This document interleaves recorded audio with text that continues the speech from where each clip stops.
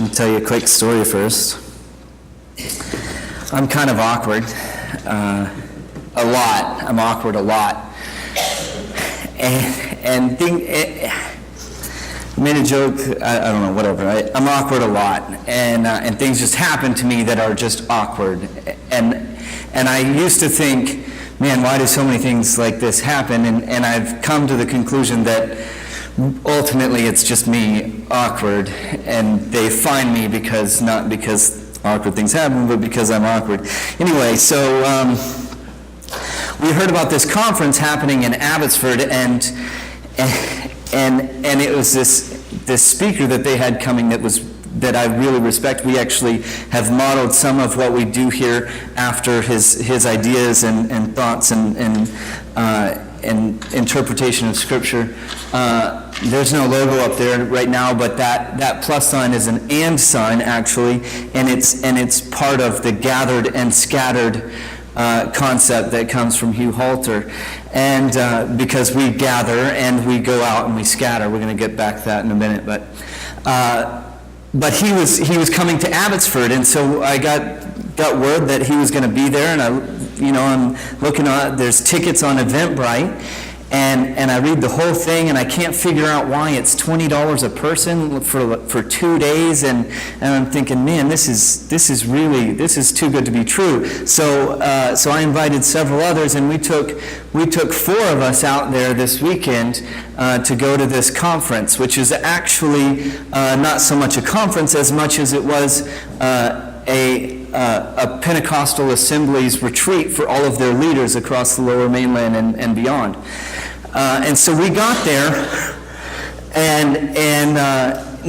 nothing on the Eventbrite site said anything. I looked everywhere. There was no, we did this in good faith, but we got there, and the guy that organized the whole thing is talking to Amanda, actually, and he says, so, what are you doing here? and she was like, I'm just here, for the conference, and so this whole weekend we are the only people that aren't from the Pentecostal assemblies, and they welcomed us maybe a bit begrudgingly, but they did, and we didn't walk out, and so it was kind of awkward. It was one awkward 2-day event where everyone knows everyone, and clearly nobody knows us, and it was pretty humorous. But the theme fits so well into this series. I wanted to bring some of that to you this morning, and just sort of what we're looking at when we talk about Christ and culture. Sometimes it's awkward. Christ and culture is sometimes awkward when we enter our culture. This series is more about asking the question. We look at our faith and we look at our traditions and everything that we do, and we say, you know what? This is what Christianity is about. But here's the deal. When we start looking back at our history, we learn that a lot of what we say, this is what our faith is really about, this is the foundation of faith, we find that actually a lot of that is more culture that's been infiltrating Christianity for hundreds of years, and not so much about Christ and being a Christ follower. And so it's kind of backwards. What you're supposed to read is you're supposed to read that, and you're supposed to go, yeah, my grandfather, he sure gets on about culture and Christianity and ruining and secularization and all this stuff. But the reality is there's some things that we need to look at in our faith and in our practice and go, you know what? That's really more cultural, and it's really more cultural 200 years ago, and we need to rethink how we're doing this. We need to take a step back and ask, what are we really supposed to be doing? So that's what this series is really about. This secularization piece, so he was talking yesterday, we're at our own little table, there's just the 4 of us there, of course, and he was talking about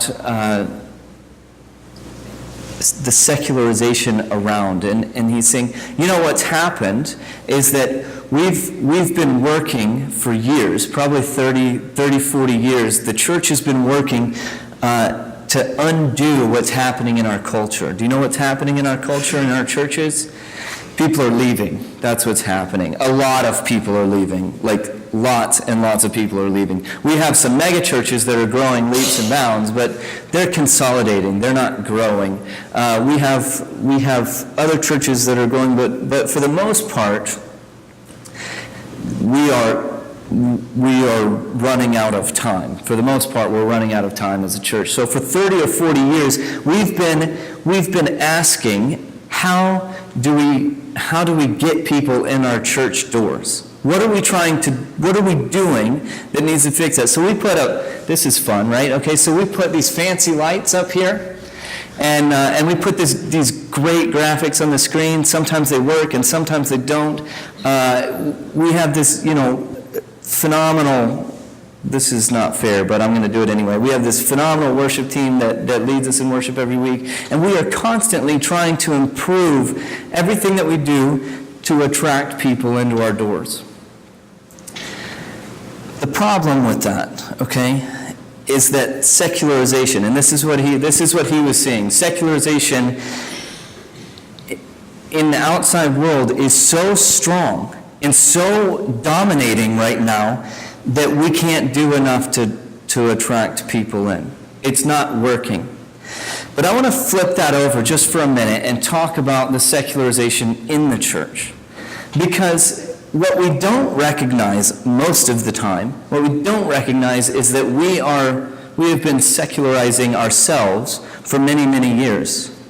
And I don't mean like, we've started cutting our hair and we don't cover our heads when we pray, and we wear fabrics that are different than one another and they're woven together. I'm not talking about those kinds of what I'm talking about is the simple concept of attracting people to church. It's built through consumerism. It's built through capitalism. It's built through a process where we go, well, how does that business get people in their doors? Well, they run a sale. We put a sale on baptisms. It didn't go very far.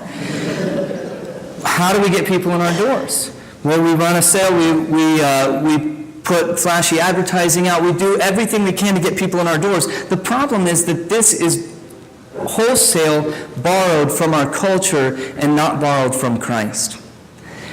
Everywhere you go, we've been doing it for decades, probably hundreds of years, but we didn't really have to. That's the thing, is that 100 years ago, we didn't really have to think about that because the entire culture was Christian culture, and we got fat and lazy is what happened.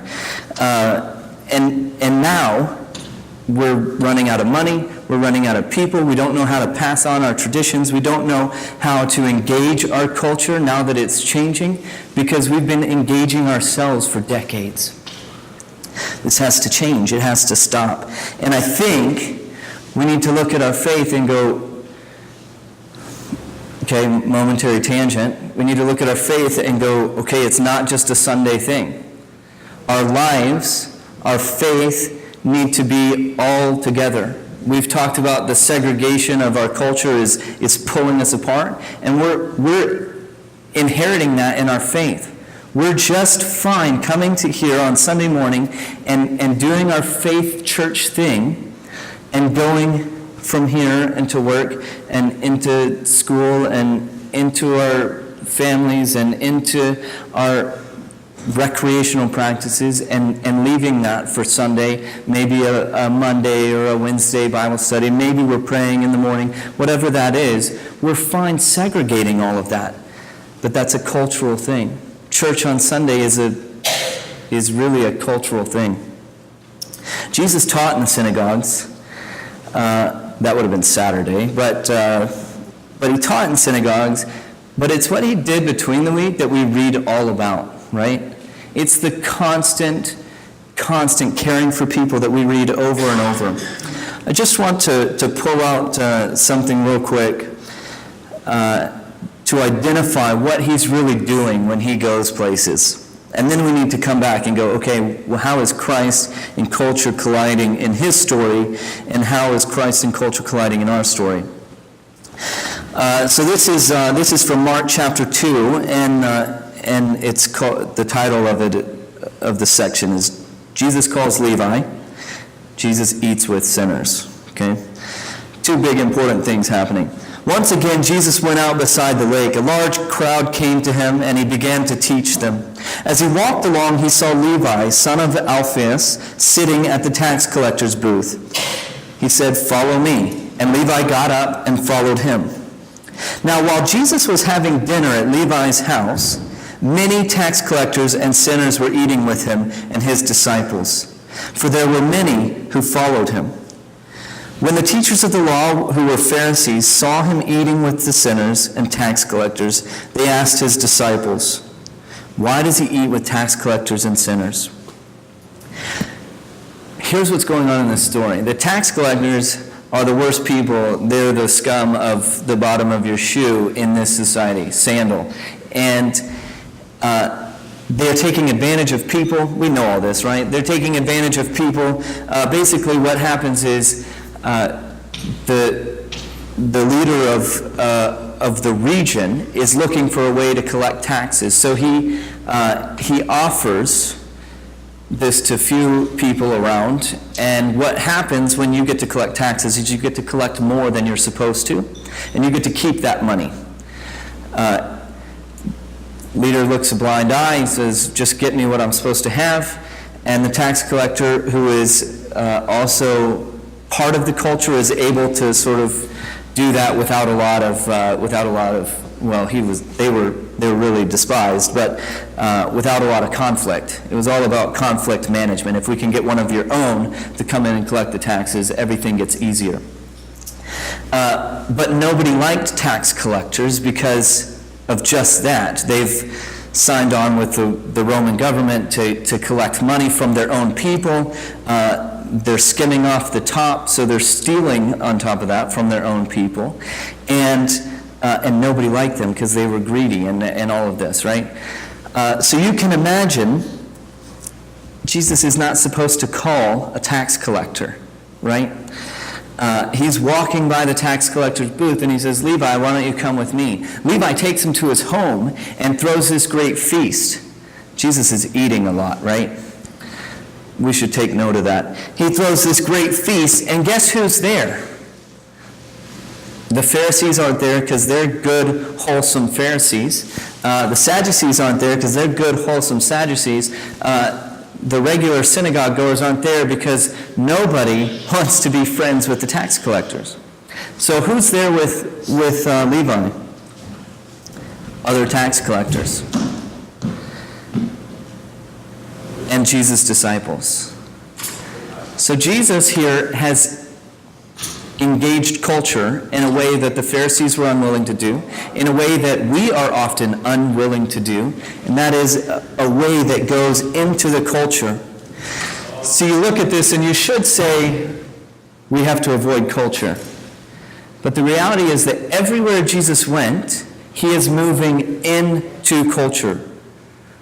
He's moving into the secularized world. Sometimes that's sinners, sometimes it's tax collectors. He's talking with Samaritans. He's touching people that are broken and need healing. He is doing everything that engages people where they're at.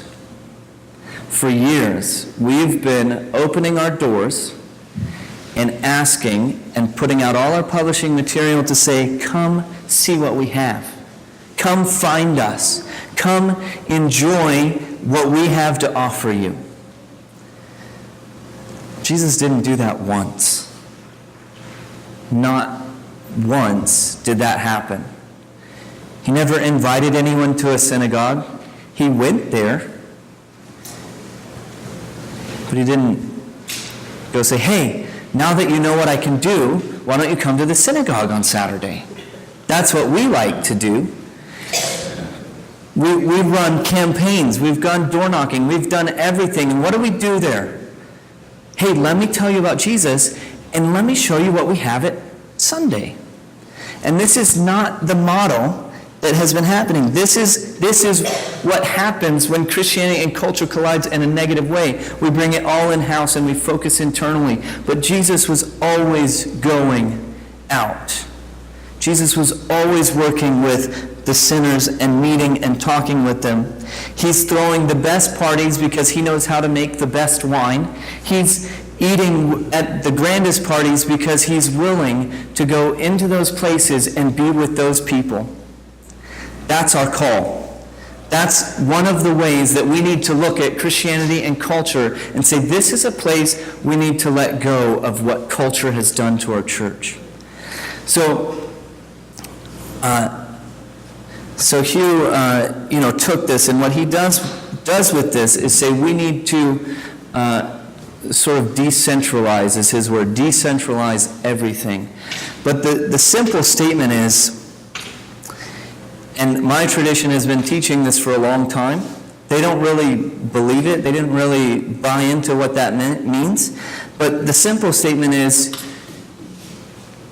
you are ministers, you are pastors, you are the ones that go out into the community and engage people. I'm here, okay, and that is my job, but I'm not here alone. I'm here with you, and we do this together. We do this as a church, and that's what church really is us speaking truth and love and action into our community.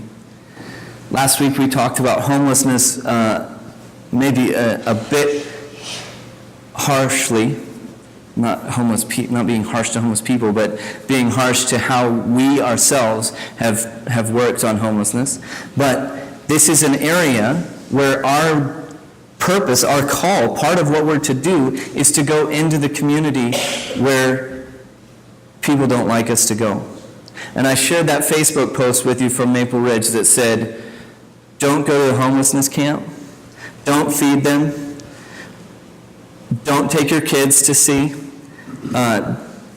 don't, basically, if you have to go, you can make sure you know that you probably should have rubber gloves on or something. I don't know, okay? Don't let your kid, don't ask them to babysit because we haven't done record checks. These are the things that was in this post. But our call is different than that. See, that is secularization. That is our culture causing havoc on people.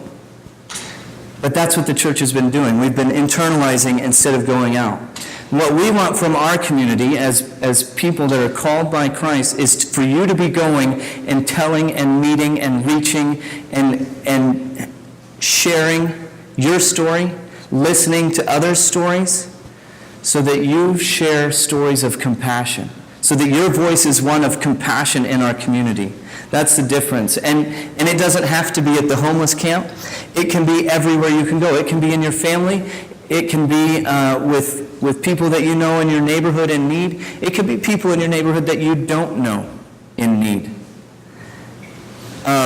One of the ways that Hugh Halter has organized his own church is not by gathering, but by creating what he calls intentional communities. This is throwing parties. I kid you not, there was a session called How to Throw a Party. And the problem is, here's the problem, the church needs to know how to throw a party, because we don't. Jesus knew how to throw a party, we don't. And so it is absolutely hilarious that there was a session, How to Throw a Party, but that's the truth. So Halter throws parties. He does almost weekly parties where he invites his neighbors to show up. And there's no catch, there's no hook, there's nothing to it. It is opportunities to engage his culture where it's at. And just like when Jesus sat down with these tax collectors and sinners, it gets messy. It gets messy because it's not the safe walls of the church anymore. You have people that you're not supposed to be interacting with, that show up to your parties and that you engage with on Cliff Avenue. It gets messy. But that's how Christianity, that's how Christ collided with culture. And for decades, we've been colliding with culture in all the wrong ways. And it needs to change, and it needs to be this community rising up. I love this song, break every chain, because it is what Jesus was doing and rising up to speak compassion and to be the voice of God's love in our community. That's our call. That's our purpose. And it's not me. I'm going to stand there with you. I'm going to throw my own parties, but it's all of us working on that together as a family, as a church. And that's what church is. Not the building, not the lights, or the cool graphic that I did myself. Just throwing that. And it's not that, okay? That the church is the voice of compassion, the voice of God's love in our community. Let's pray.